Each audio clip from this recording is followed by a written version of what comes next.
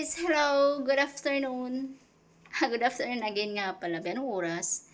Time is 1:35. 1:35 in the afternoon. So, kakababa ko lang kasi kakatapos ko lang magtrabaho dun sa taas.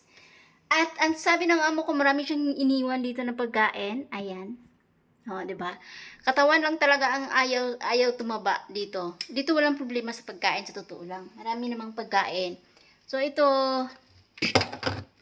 yung manok na kung gusto ko lang initin. Kung gusto ko siyang initin, ayan.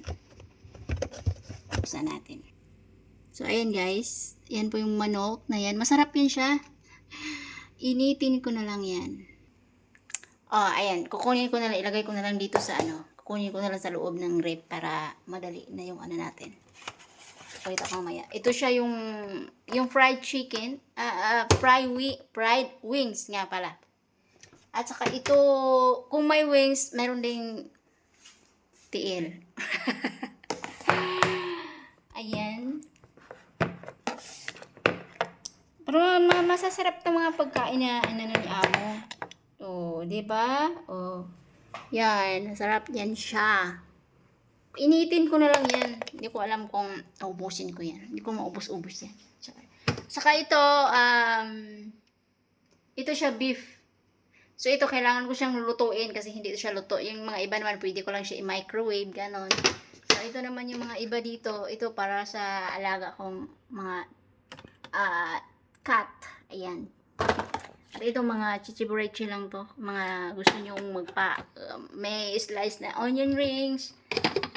Sili na maanghang. Ayan. Hindi ko po alam kung saan po. Kung saan dito. At meron na rin akong rice.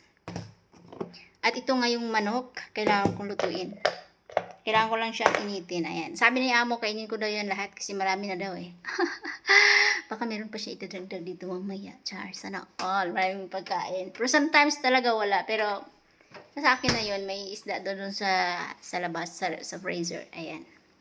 Ayan naman for today's video kasi kakain na yun. Kakain na ako kasi medyo nagutom na yung tiyan ko kasi 1:38 na nga pala. Ayan.